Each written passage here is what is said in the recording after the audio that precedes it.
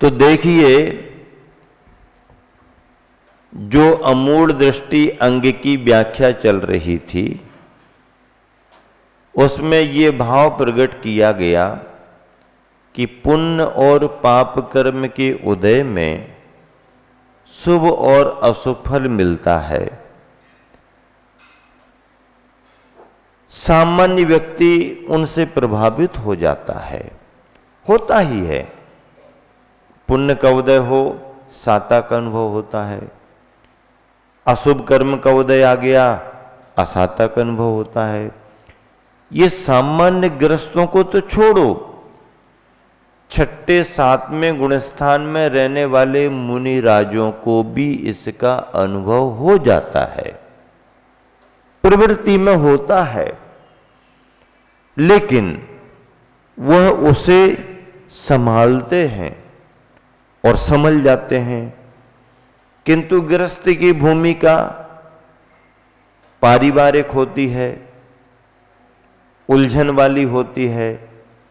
अब यदि वह थोड़ा सा स्वाध्यायी है, संयमी है, तत्व को धर्म को समझता है, उस पर बहुत भरोसा करता है, तो ऐसे गृहस्थ भी कर्मों के फल को सहन करने वाले बड़े बड़े उदाहरण बने हैं। अंजना, किसी का कोई दोष नहीं, हमारे कर्मों का फल है। चंदना, किसी को दोष देने की जरूरत नहीं, हम सहन करेंगे। सीता, श्री रामचंद्र जी से कुछ नहीं बोलना, हाँ, हमारा ही कोई ऐसा कर्म का उदय आया है कि उनको मुझे ऐसा आदेश देना पड़ा। जैसा उन्होंने आदेश दिया है वैसे वो नहीं है, ये मुझे मालूम, ये दुनिया को मालूम नहीं है, लेकिन वो राजा थे, राजा हैं, प्रजा उनके साथ है, तो राजधर्म निभाने के लिए उन्होंने आदेश दिया है। और मैं उनकी अर्धांगिनी हूं ना, मैं भी वही धर्म समझती हूं, मैं इसको निभा करके दिखाऊंगी। अब ये कौन? घर में रहने वाली, बड़ा स्वाध्याय है उसका, बड़ा उसका कर्म पर विश्वास है। तो ये सीता, श्रीपाल, चाचा का कोई दोष नहीं है। हां, मैं ऐसा हो गया हूं तो मुझे राज्य छोड़ के तो जाना पड़ेगा, क्योंकि मेरी वजह से प्रजा को कष्ट हो, मैं राजगद्दी पर नहीं बैठूंगा। पिता ने मुझे राजा बनाया वो ठीक है, लेकिन मेरा शरीर ऐसा हो गया, चाचा संभाल लेंगे, चाचा आप संभालिएगा, मैं तो छोड़ के जाऊंगा। ऐसा करके और कितनी कठिनाइयां उनको आई, कहीं सम्मान मिल रहा है तो कहीं अपमान मिल रहा है, लेकिन दोनों में उन्होंने अपने धर्म को नहीं छोड़ा, धर्म को नहीं छोड़ा। ये समझ करके कि अभी ये कर्म का चक्कर चल रहा है, और जब तक चक्कर चल रहा है परेशानी तो होगी। अब चाहे रो करके निकालो और चाहे हंस करके निकालो, समय तो निकालना है। अब अपने ऊपर है कि उसको रो करके निकालें या हंस करके निकालें। रो करके निकाल लेंगे तो कम हो जाएगा क्या है? और बढ़ सकता है। तो हंस करके निकालेंगे तो कम हो जाएगा क्या? कम तो नहीं होगा, लेकिन दुनिया को समझ में नहीं आ पाएगा कि ये बहुत परेशान है। हाँ, ठीक है ना, तुम भी खुश हम भी खुश। ये उसका धर्म का ज्ञान है। हाँ, बच्चे भी पकड़ लेते हैं, मां की गुस्सा और पड़ोसी की गुस्सा। वो डांटती और वो हंसता है, वो डांटती और वो हंसता है। अच्छा, एक बात और है, मम्मी की डांट में और पापा की डांट में अंतर समझता है। हाँ, ये डांट भी देगी ना तो बाद में पक्का है कि वो कुछ खिलाएगी पिलाएगी, लेकिन ये डांट दिए ना तो इनका कोई भरोसा नहीं, कल तक पूछे नहीं, परसों भी पूछे नहीं, इनका कोई भरोसा नहीं। लेकिन ये तो अभी तुरंत करेगी, ये उसको महसूस होता है, अंतरंग का परिणाम उसका जुड़ा हुआ है। हाँ, तो ऐसे ही सम्यक दृष्टि को भी अच्छे बुरे समय में, किसी भी परिस्थिति में धर्म का विश्वास रख करके काम करना चाहिए। मर्यादा पुरुषोत्तम श्री राम को पिताजी ने कह दिया कि कल आपका राज्याभिषेक होगा। मंत्रीगण सहमत हैं, सभा सब सहमत हैं। कैसा लगा होगा रामचंद्र जी को जब कहा होगा कि कल राजगद्दी मिलेगी तुमको? कैसा लगा होगा? कोई महाराज जी थोड़ी थे कि कुछ नहीं लगेगा, है? महाराज जी को भी थोड़ा बहुत लग जाता है।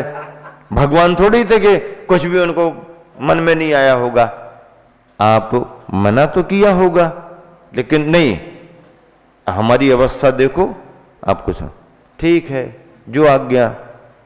अब जब रात भर के चक्कर में ये तय हो गया कि अब राजगद्दी रामचंद्र जी को नहीं मिलेगी, राजगद्दी भरत को मिलेगी, अब कैसा लगा होगा? कुछ तो लगा होगा, और यदि कुछ लगा होगा तब वो रास्ता क्या चुनना है वो चुन सकते थे, ये भी रास्ता निकाल सकते थे। आपने कह दिया ना, सर्वसम्मति हो गई ना, अब मैं नहीं बदलूंगा, और आप यदि बदलते हो तो मैं मानहानि का दावा करने को कोर्ट में पहुंचता हूं। आपने पहले ये कह दिया, अब आप हमारे को मानहानि का दावा करते हैं।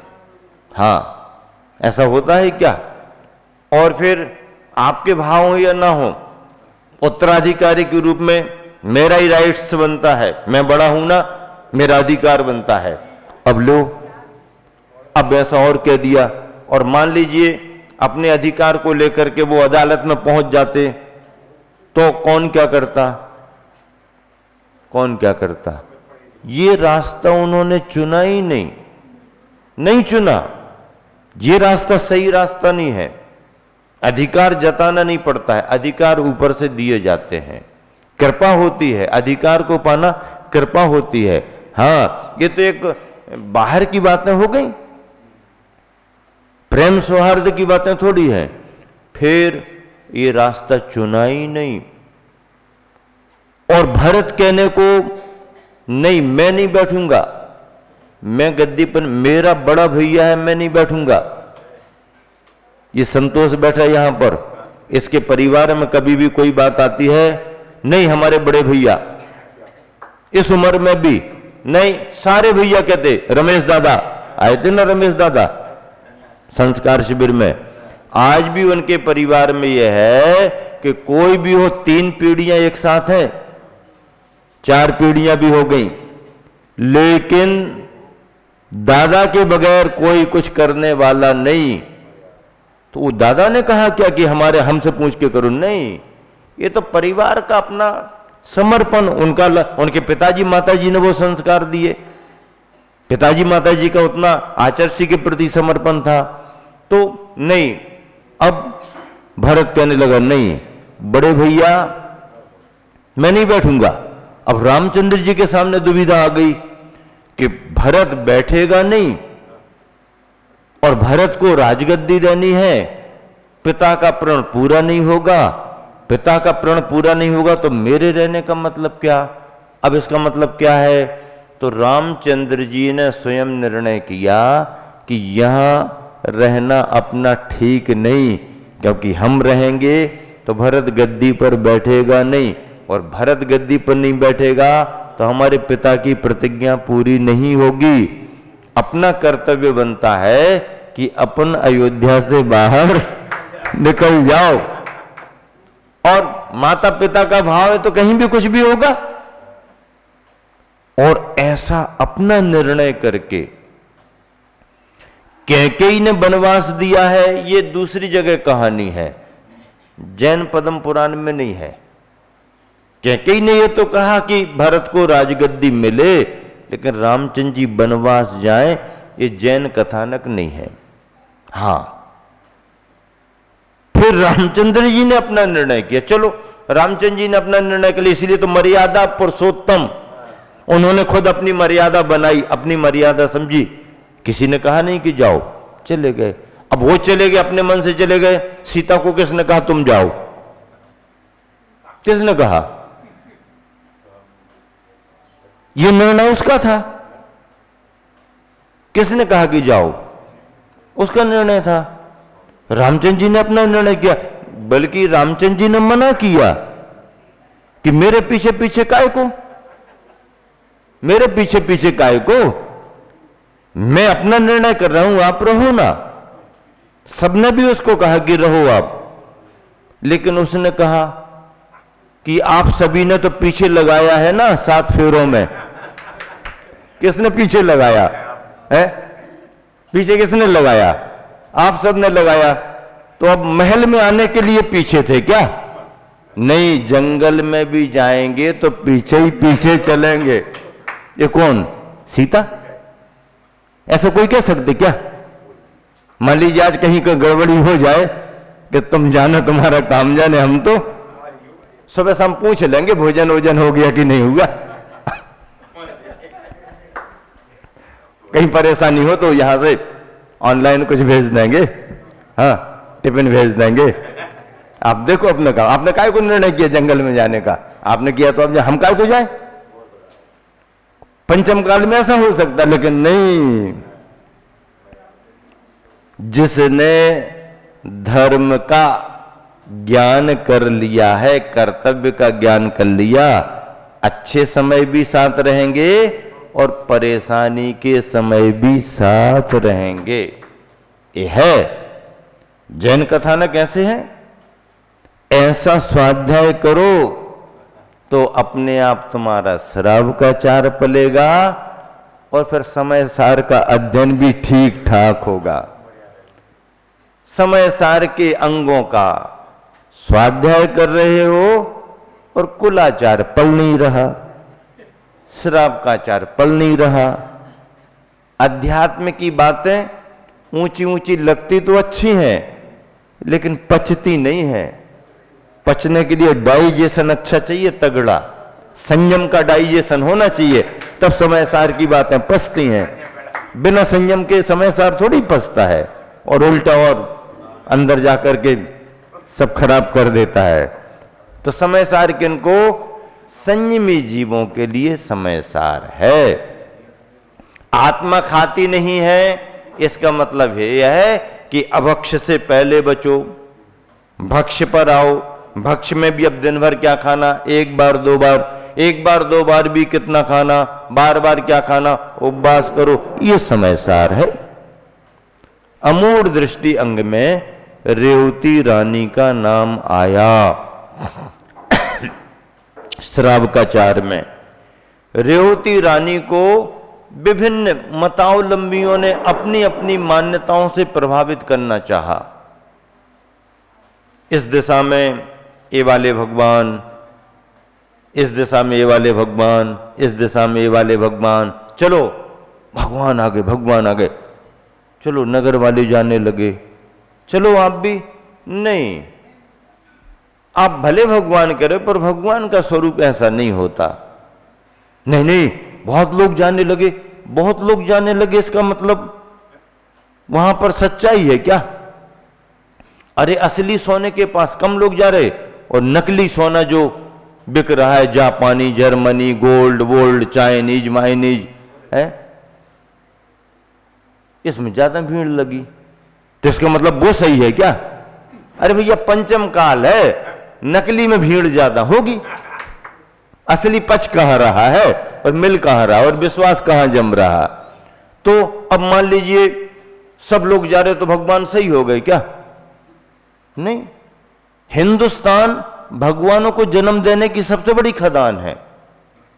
दूसरे देशों में भगवान जल्दी नहीं जन्मते, हाँ हिंदुस्तान में बहुत जल्दी जन्मते हैं।